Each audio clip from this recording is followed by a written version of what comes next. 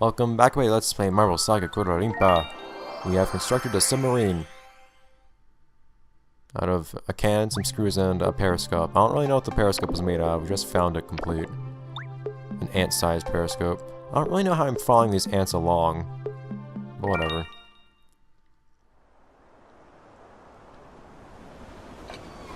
It does say Hudson on it, that can. Although it's mirrored. Are we not concerned about the whole, like, shipwreck thing over here?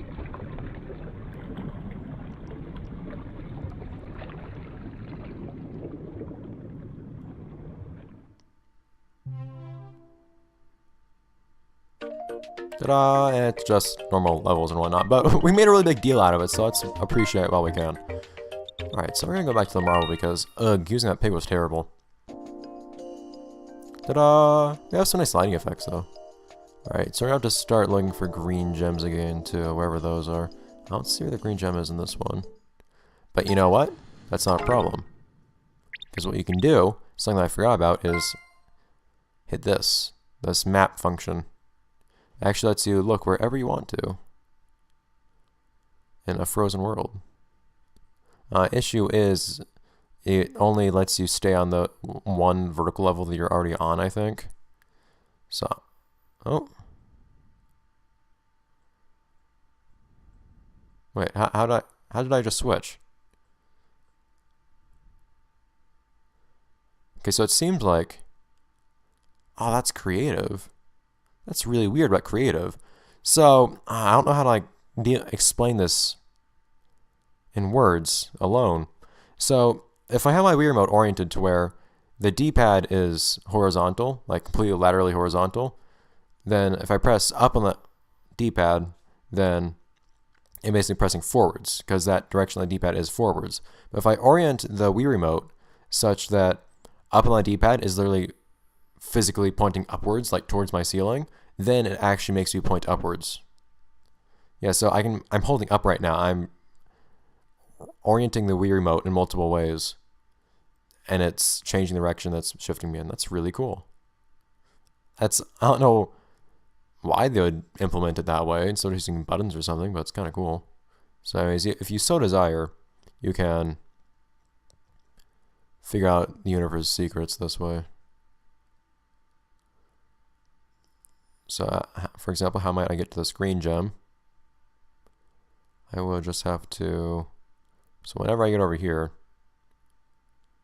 yeah, I'll have to go backwards on this thing up here. So I can make a plan. Now, if I'm not mistaken, how do you even work? There's no air here.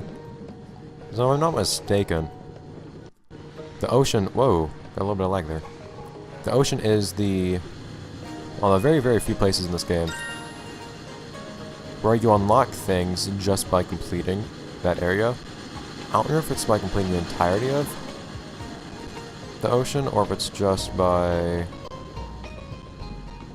completing a certain portion of it.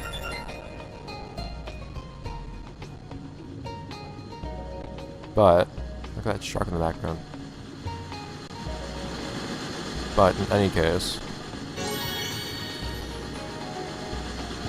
I think the ball that you can unlock here, if I'm right, is actually a ball that is relatively... Just trying to focus, trying to figure out where I need to be. There you go. That's actually relatively fast and responsive. One that slides pretty quickly and whatnot. And I would like to experiment actually with having a ball with a lower slide stat, if that's the case. We'll have to see if that's really the case or not. And there are some really nice benefits to having a low enough slide stat. Like not losing control as often, things like that. If you're capable of having a light touch but not too light a touch, whoops, then a ball like the marble is really good for you, I think. Because if you're good enough, then if you're good enough at controlling the ball, I think it's to where it's actually more of a hindrance to use balls that slide less, like the... Oh, I forgot the guitar in this song. It's really nice. But it gets to the point where the low slide stat of balls like the cat and the pig are actually more of a hindrance than anything. Because it's so hard to get the ball to start moving. Alright, so I see the stump temple part. I didn't see the green gem part. Green gem part, it's just the green gem. I'll look for it as I go. Instead of boring you guys by looking through the map. There you go. Oh no! Oh, oh, oh! Not quite, dude. There you go.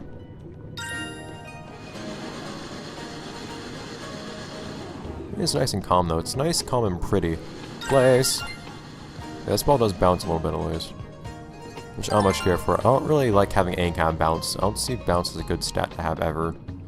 Maybe someone could give me a reason to actually want to have bounce at some point, but I'm yet to encounter such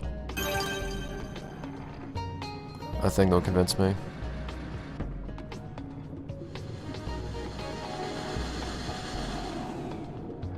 Boop.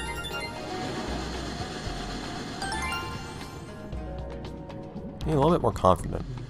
Which might be a bad idea, but yeah, why would I not do this? Yeah, there you go. Just thinking, like, why would I have access to here if there's not something that I want? I don't think I want to go to the rest of that. No. So I need to get these other gems.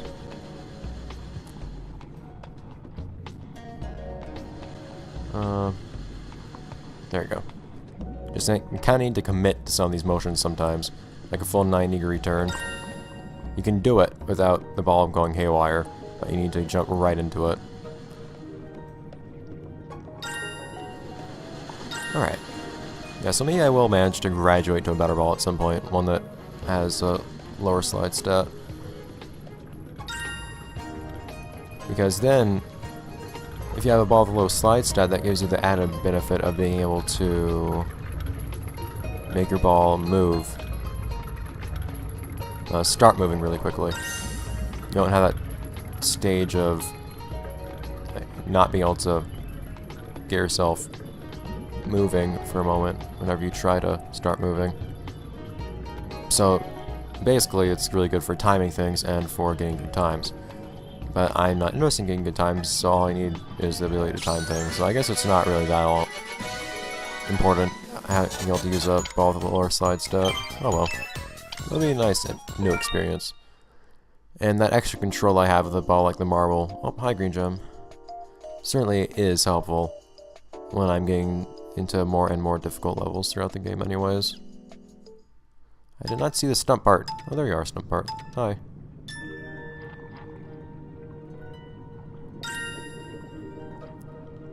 Ah, such pleasant music. Okay.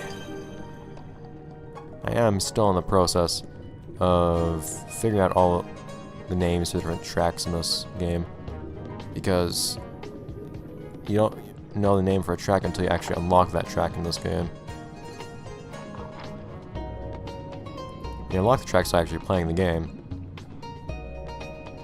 So I'm basically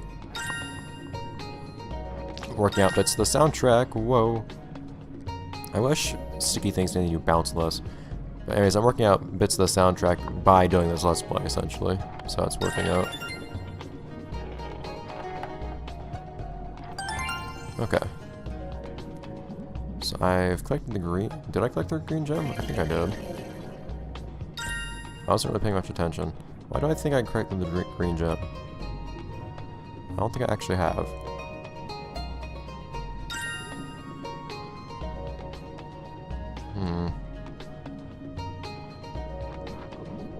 Oh, well, this gives me a chance to look. So there's the green gem.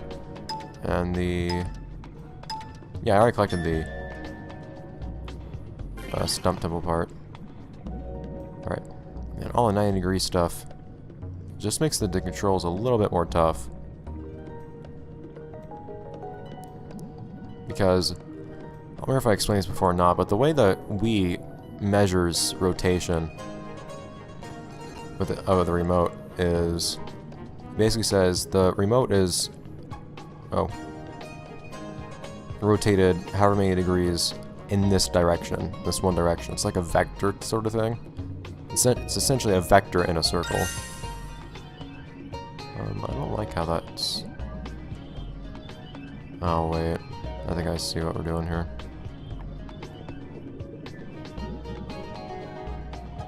Can I land on that real quick? Nope, not quite. I need to get that green gem down there. It's gonna be a little tricky, I think. There's not something I'm missing that's gonna make it easier.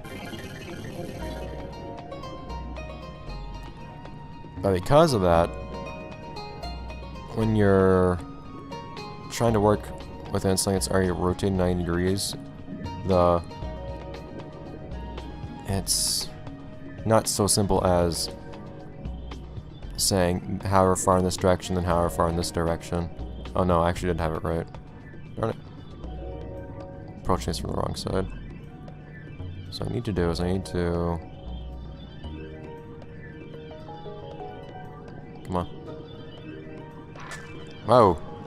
I'm trying to get past that little bump there. Yeah, it's kind of hard to explain this in words as opposed to doing it like graphically or something. I doubt that my audience is especially interested in the particular mechanics of the Wii Remote and how those are explained by vectors. Anyways, two-dimensional vectors. And then there's the Wii Motion Plus that probably adds extra parameters to that. I wouldn't really know. So I don't want to get stuck on this. That makes it... If I get stuck on that, that means that I get... There you go. I have to move on bumps. I don't want to move on bumps. There you go. I see I didn't really move to the side at all. I landed and bounced. 90 degree transitions in this game are actually surprising. Oh, come on. Surprisingly easy. Alright. Now I have everything we need, though. I remember this being the part of the game, this particular world, quote-unquote. I remember it being where I started taking a pretty decent amount of time on some of these stages. Not to mention that it's just weird holding the remote at this angle. Although part of the awkwardness comes from the fact that I'm actually holding the Wii Remote with this particular orientation, the two-handed one, horizontal orientation, as opposed to the default vertical one. Holding the Wii Remote at 90 degrees is probably a lot more convenient. Oh! Okay. It worked. A lot more convenient. You're doing that. With that other orientation. Gosh, tunnel set. Band-Aid. Alright, so I'll probably end up going over the episode time limit by a little bit, but I'll give you guys another level just for the sake of it. Why cannons, man? Oh man, loud things. How do fans even work underwater? We don't have electricity down here.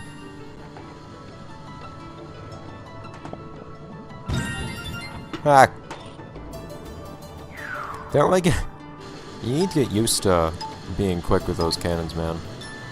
And not accidentally... Oop. Not accidentally moving forwards or backwards when you're trying to move horizontally with them.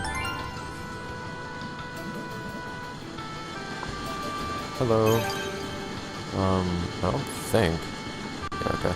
I didn't think I wanted on the other side of that thing down there. That rounded piece. No! No!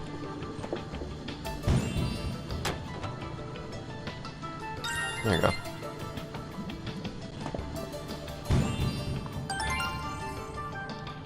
And...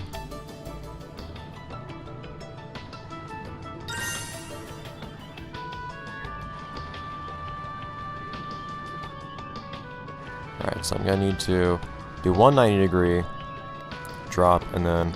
Actually, I don't need to do a 90 degree drop, I can just do that. And then do a 90 degree drop afterwards, though.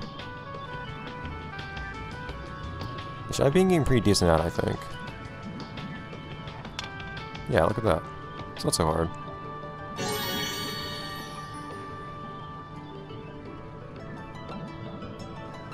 But now where do I go from here? Ah, yeah, that didn't really work. 180 degrees is another matter. Thing is, the Wii Remote only registers being rotated so quickly. I think part of that might be an issue with my Bluetooth device that I'm using, though. The Bluetooth dongle that I'm using instead of my actual Wii Remote. But you basically only rotate the thing so quickly. So if you rotate at 180 degrees, it's gonna... those in-between phases between the two angles that you start with and that you end with are gonna mess things up a little bit. Anyways, that'll be that first episode of Let's Play Marvel Saga Kororinpa. Still have... alright, so I have 4 of everything. Alright. So, in that case... I think we're just gonna continue on with what we're doing next time. But we are making some good progress. So, I'll see you guys next episode of Let's Play Marvel Saga Kororinpa. When we have some more fun with some more ocean treasure. What always bugs me, there's that one purple tinted fish. This one loading screen. Anyways, bye guys.